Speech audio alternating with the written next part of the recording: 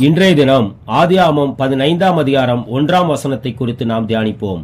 இந்த காரியங்கள் நடந்த பின்பு கர்த்தருடைய வார்த்தை ஆபிராமுக்கு தரிசனத்திலே உண்டாகி, அவர், ஆபிராமே, நீ பயப்படாதே, நான் உனக்கு கேடகமும் உனக்கு மகா பெரிய பலனுமாயிருக்கிறேன் என்றார். எந்த காரியங்கள் நடந்த பின்பு ஆபிராமின் மந்தை மேய்ப்பருக்கும் லோத்தின் மந்தை மேய்ப்பருக்கும் வாக்குவாதம் உண்டாயிற்று. கர்த்தர் ஆபிராமை, உன் தேசம், உன் இனம், உன் தகப்பன் வீடு இவைகளை விட்டு புறப்படு என்றார்.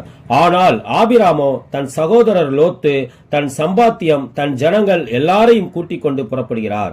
கர்த்தர் ஆபிராமை அழைக்கும் போது, நீ விட்டு புறப்படு, நான் உனக்கு காண்பிக்கும் தேசம், உன்னை பெரிய ஜாதியாக்கி உன்னை ஆசீர்வதித்து உன் பேரை பெருமைப்படுத்துவேன், நீ ஆசீர்வாதமாய் இருப்பாய் என்றுதான் கூறினார். நீங்கள் உங்களை என்று கூறவில்லை. ஆனால் லோத்தும் கூட வந்ததால் ஆபிராமிற்கு கர்த்தர் கொடுத்த வாக்கு தத்தம் தாமதமாகிறது. இப்பொழுது ஆதியாகமம் 12ஆம் அதிகாரம் 10ஆம் வசனத்தில், ஆபிராம் இருந்த தேசத்தில் கொடிதான பஞ்சம் உண்டானபடியால் ஆகாரம் கிடைக்காது என்கிற பயத்தில் எகிப்து தேசத்திற்கு செல்கிறார். தன் மனைவி நிமித்தம் தன்னை கொன்று போடுவார்கள் என்ற பயத்தில் தன் மனைவியை தன் சகோதரி என்று கூறும்படி சொல்கிறார். ஆதியாகமம் 18ஆம் அதிகாரம் 9ஆம் வசனத்தில் ஆபிராம் லோத்தை பார்த்து, நீ என்னை விட்டு பிரிந்து போகலாம் என்கிறார். ஆதியாகமம் 12ஆம் அதிகாரம் 1ஆம் வசனத்தில் கர்த்தர் ஆபிராமிடம், உன் தகப்பன் வீட்டை விட்டு புறப்படு என்றார். ஆனால் ஆபிராமோ எல்லாவற்றையும் கூட்டிக் கொண்டு வந்தார்.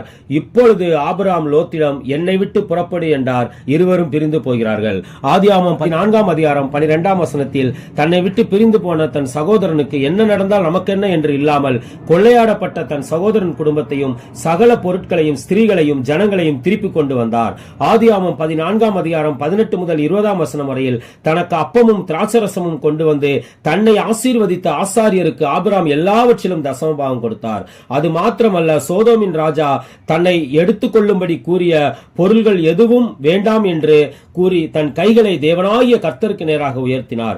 இந்த காரியங்கள் நடந்த பின்பு கர்த்தருடைய வார்த்தை ஆபிராமுக்கு தரிசனத்தில் உண்டாகி, நீ பயப்படாதே, நான் உனக்கு கேடகமும் உனக்கு மகா பெரிய பலனுமாய் இருக்கிறேன் என்றார். இன்று நாம் எந்த காரியத்தை குறித்து பயப்படுகிறோம்? வீடு வாசல் சொத்து எல்லாம் இழந்து உற்றார் உறவினர்களை பிரிந்து தனிமையில் தவிக்கிறோமே என்கிற பயமா? நமக்கு உதவி செய்ய நம்மை கை தூக்கிவிட யாருமே இல்லையே என்கிற பயமா? ஸ்கூல் ஃபீஸ், காலேஜ் ஃபீஸ் எப்படி கட்டப்போகிறோம் என்கிற பயமா? பலவீனத்தின் மத்தியில் உள்ள பயமா? சரீர பிரகாரமான பயமா?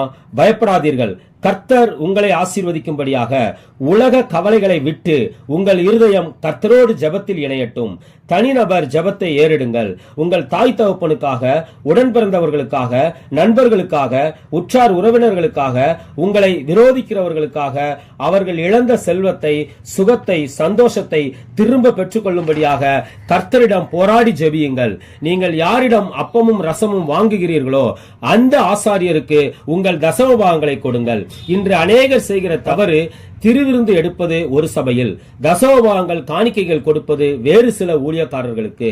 ஆபிராம் தனக்கு அப்பமும் ரசமும் கொடுத்த ஆசாரியருக்கு தான் தன்னுடைய தசமபாகத்தை கொடுத்தார்.